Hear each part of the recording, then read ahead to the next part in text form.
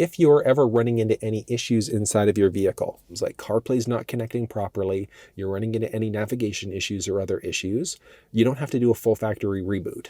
In order to do a soft reset, you've got to hit the home icon along with the power button and then the left seek button as well. So the back button, you're just going to press and hold that for a few seconds. You got that little boop, and then you've got a few options here. So self-diagnostic mode, no, we've got detailed info and settings. So you've got a bunch of different options here, but we're not there yet. So you've got different options for your basic data.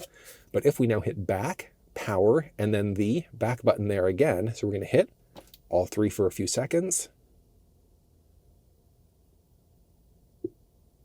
There we go.